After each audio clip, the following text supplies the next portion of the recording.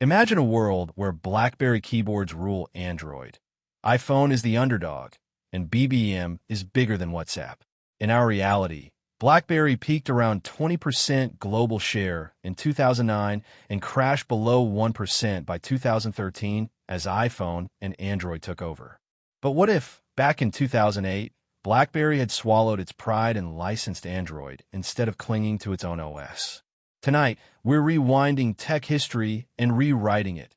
BlackBerry partners with Android early, crushes fragmentation, locks down enterprise, and by 2026 is a $500 billion giant.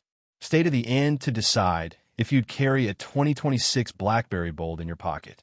Before we change history, here's what really happened. BlackBerry dominated the US with around 56% share in 2009, thanks to legendary push email, security, and those iconic QWERTY keyboards.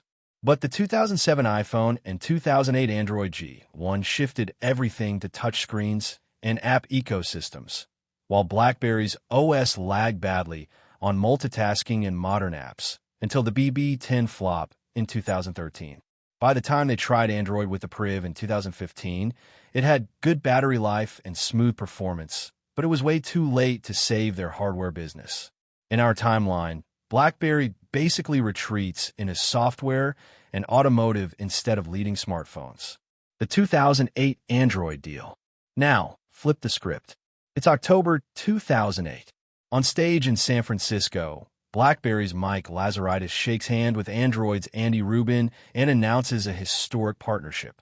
BlackBerry forks Android 1.0, optimizes it for hardware keyboards and trackpads, and ships the Storm 2 Android in December 2008 with a 48-hour battery and full access to Android apps. Carriers love it because they get BlackBerry's enterprise reputation plus Google's App Store in one package. By 2009, this Android-powered BlackBerry already hits around 15% US share and instantly becomes the business iPhone killer for execs and governments. 2009 to 2015, BlackBerry Android rises. Here's the alternate timeline, year by year. 2009, the bold 9700 Android slider arrives with landscape QWERTY and viral BBM on top of Android, pushing BlackBerry to roughly 25% global share, while the real-world OS 5 only peaks around 25 million unit sales. 2010, a Pearl flip targets teens and casual users, splitting the youth crowd that, in reality, mostly swings to iPhone, while BlackBerry holds over 40 million users. 2011, the Torch 9860 Android brings NFC payments and a polished Touch Plus keyboard experience, locking down around 30% of the enterprise market instead of the real-world Storm/Torch misfires.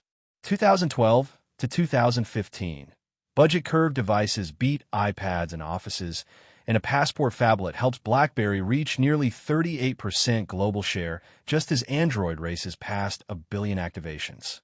In this world, BBM becomes the default social layer on Android, beating WhatsApp to critical mass, while BlackBerry's strict update policy reduces Android fragmentation and even leads to co-branded Nexus devices. 2016 to 2026.